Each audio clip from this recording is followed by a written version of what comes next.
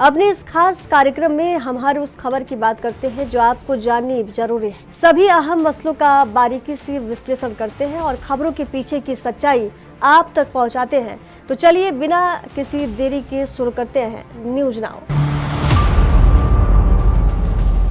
भारत ने आज संविधान दिवस के 75 साल पूरे कर लिए हैं, जिसके चलते पूरे देश में गणतंत्र दिवस को बड़े धूमधाम से मनाया गया। वहीं इस अवसर पर हर साल की तरह अब की बार भी राष्ट्रीय राजधानी दिल्ली के कर्तव्य पथ पर एक भव्य परेड का आयोजन किया गया।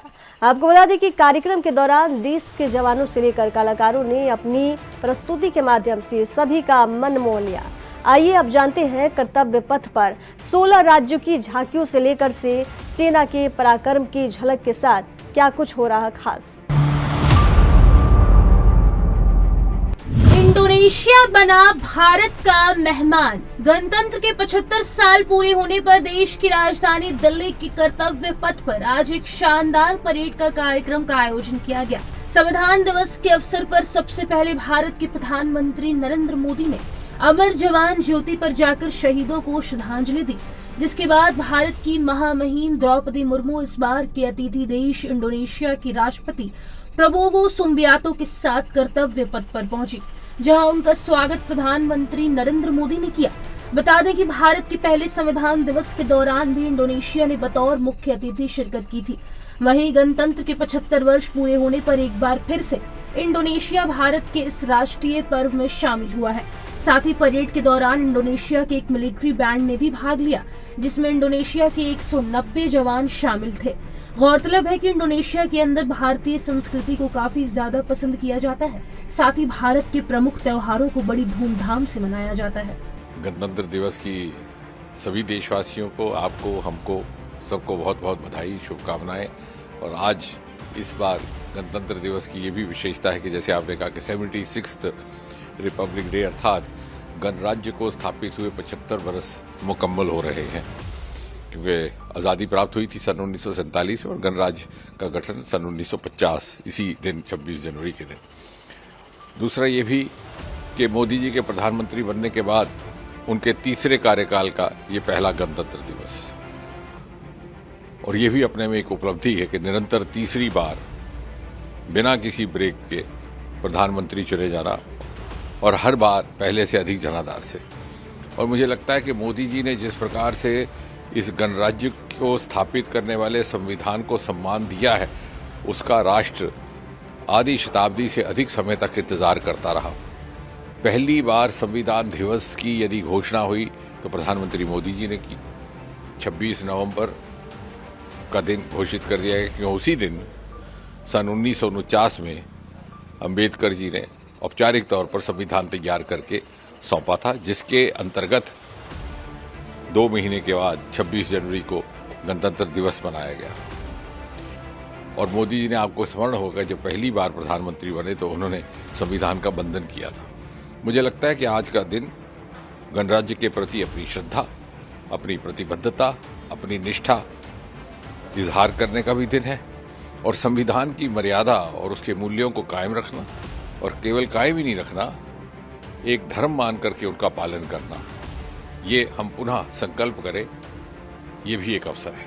इंडोनेशिया के प्रेसिडेंट मिस्टर प्रबोवो सुबियांतो आज चीफ गेस्ट थे। वो भी अपने में एक ऐतिहासिक बात है, क्योंकि जब पहली बार गणराज्य बनने के बाद गणतंत्र दिवस मनाया गया था सन 1950 में, तो उस समय भी इंडोनेशिया के ही मुखिया, उस समय के राष्ट्रपति यहाँ पधारे थे। और 75 साल के बाद जब ये एक बहुत बड़ा मील का पत्थर है, माइलस्टोन है, तो पुनः उसी देश के राष्ट्रपति यहाँ पर हमारे मौजूद थे। इससे भारत की विदेश नीति में सबको साथ लेकर के चलना, और सबके साथ, जैसे मोदी जी कहते हैं, विश्व बंधु की भूमिका निभाने की प्रतिबद्धता भी जाहिर होती है। झांकियों के माध्यम से दिखाई राज्यों की संस्कृति। परेड के दौरान देश के 16 राज्यों और केंद्र शासित प्रदेशों की झांकियां भी दिखाई गई, जो कि भारत के विभिन्न राज्यों की कला और संस्कृति को प्रस्तुत कर रही थी। इन झांकियों के माध्यम से देश की समृद्ध संस्कृति देखने को मिली, जिसने परेड देखने पहुंचे लोगों को काफी आकर्षित किया। देश के सबसे बड़े प्रदेश उत्तर प्रदेश की झांकी में प्रयागराज में चल रहे महाकुंभ को दिखाया गया। वहीं राजधानी दिल्ली की झांकी में कला, उच्च शिक्षा और तकनीकी ज्ञान पर फोकस किया गया। देश के उत्तर पूर्वी राज्य त्रिपुरा की झांकी में प्रदेश के 14 देवताओं की छटा दर्शाई गई। वहीं किसानों की कर्म भूमि कहे जाने वाले हरियाणा की झांकी में भगवान कृष्ण अर्जुन को गीता का उपदेश देते हुए दिखाया गया। देश की दक्षिणी छोर के राज्य कर्नाटक की झांकी में हार्ट ऑफ स्टोन क्राफ्ट को दर्शाया गया। साथ ही इसमें लक्ष्मी नारायण, काशी विश्वेश्वरा मंदिर और ननेश्वरा मंदिर की शिल्पकला को भी दर्शाया गया। पर्यटन और समुद्रीय दृश्य की खूबसूरती के लिहाज से भारत का दिल कहे जाने वाले गोवा की झांकी में टूरिज्म और हेरिटेज कल्चर को दिखाया गया। वहीं देश के पूर्व में आने वाले बिहार की झांकी के अंदर महात्मा बुद्ध और गुप्त काल के नालंदा विश्वविद्यालय पर फोकस किया गया। पश्चिम में पड़ने वाले औद्योगिक राज्य गुजरात की झांकी के अंदर सरदार पटेल एयरक्राफ्ट मैन्युफैक्चरिंग और नृत्य के जरिए स्वर्णिम भारत के विकास और विरासत को दर्शाया गया। साथ ही झांकी में मेक इन इंडिया मिशन को खास तौर पर फोकस किया गया। परेड में दिखी सेना के शौर्य और अदम्य साहस की झलक। भारत के संविधान लागू होने के 75 साल पूरे होने के चलते कर्तव्य पथ पर आयोजित की गई परेड में तीनों सेना के जाबाजों ने अपने हैरत अंगेज करतबों के माध्यम से दर्शकों को दांतों तले उंगली दबाने पर मजबूर कर दिया है। जवानों ने जमीन से लेकर आसमानों तक से शानदार करतब दिखाए। साथ ही भारतीय सेना इस दौरान पूरी दुनिया को अपनी सामरिक शक्ति से परिचित करवा रहे थे। साथ ही इतिहास में पहली बार देश की तीनों सेनाओं की झांकियां भी देखने को मिली।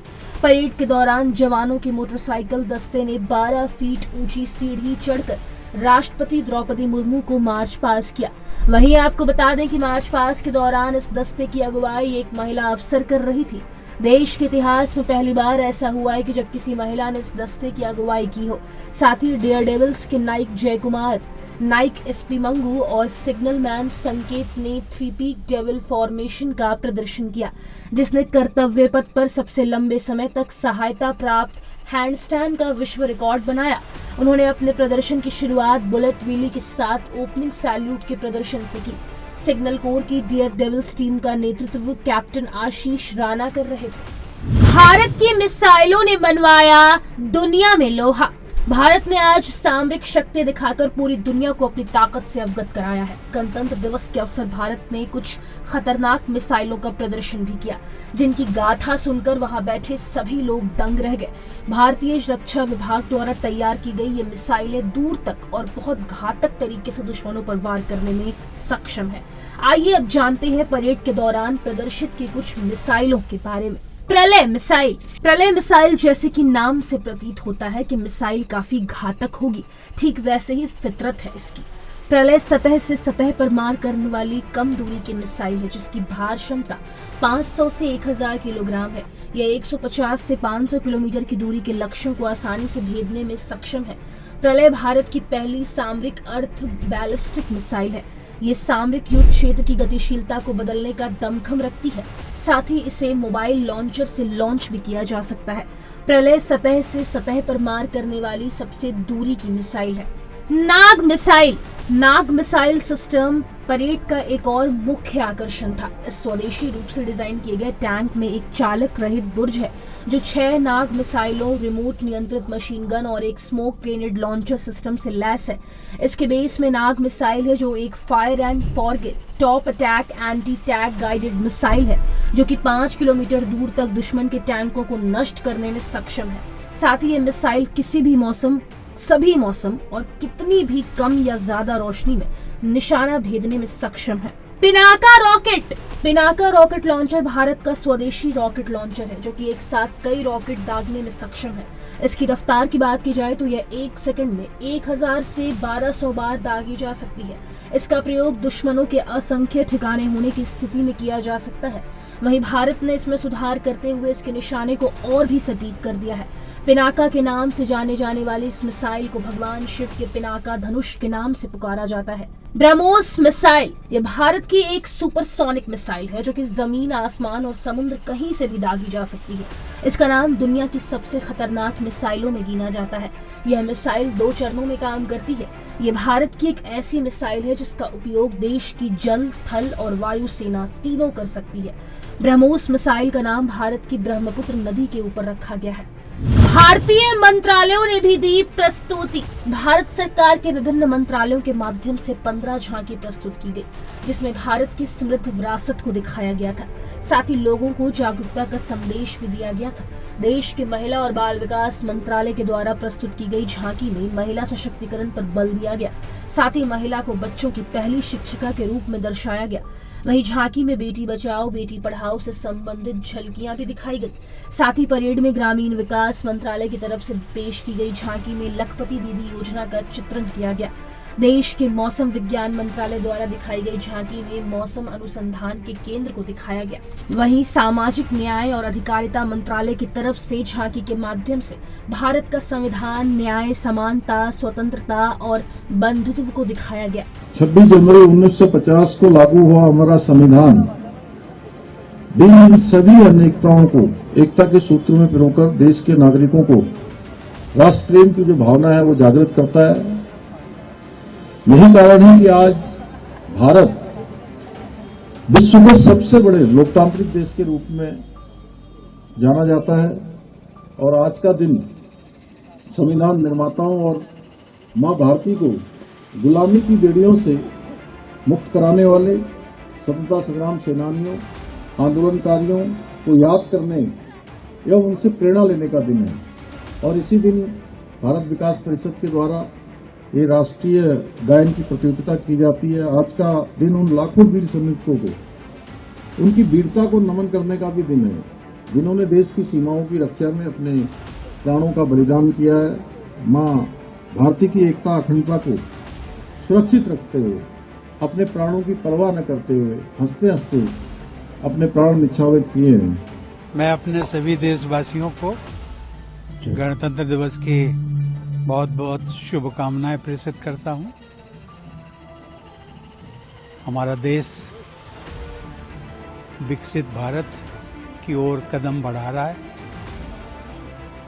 और ये सुखद पल हैं जिसमें बहुत सारी ऐसी घटनाएं हो रही हैं जो कि ये प्रदर्शित करती हैं कि हम बहुत जल्दी से जल्दी विकसित भारत बनेंगे। सबसे पहले समस्त छत्तीसगढ़ वासियों को 76वें गणतंत्र दिवस की बहुत बहुत बधाई, बहुत बहुत शुभकामनाएं। और इस साल हमारा सौभाग्य कि अपने गृह संभाग सरगुजा के मुख्यालय में ध्वजारोहण का सौभाग्य मिला और बहुत अच्छा कार्यक्रम यहाँ पर रहा।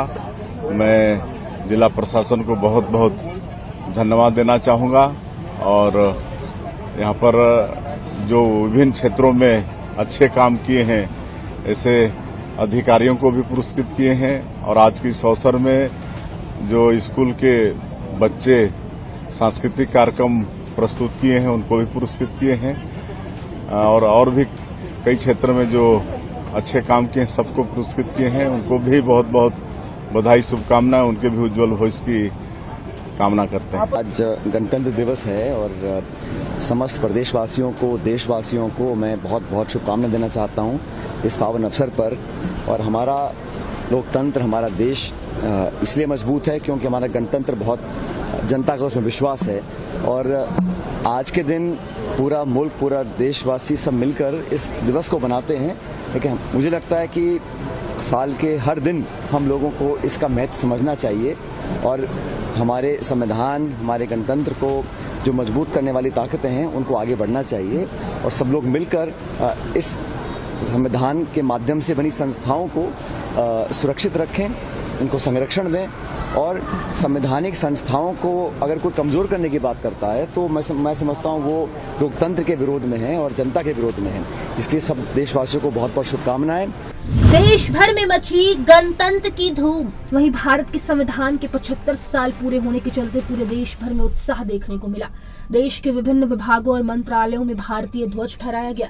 शाम के समय भारत पाकिस्तान के अटारी वाघा बॉर्डर पर बीएसएफ के जवानों द्वारा बीटिंग रिट्रीट परेड की गई, जिसको देखने के लिए काफी संख्या में भीड़ उमड़ी थी। वहीं बॉर्डर पर पहुंचे हुए दर्शकों में भारी उत्साह देखने को मिला। आपको बता दें कि भारत में 26 जनवरी 1950 से पहले अंग्रेजों द्वारा बनाए गए कानूनों के आधार पर ही प्रशासनिक कार्य किए जाते थे, लेकिन जनवरी 1950 में भारत को अपना संविधान मिल गया, जिसके बाद देश में नए नियम और कानून बने और हर साल 26 जनवरी को गणतंत्र दिवस के रूप में मनाया जाने लगा।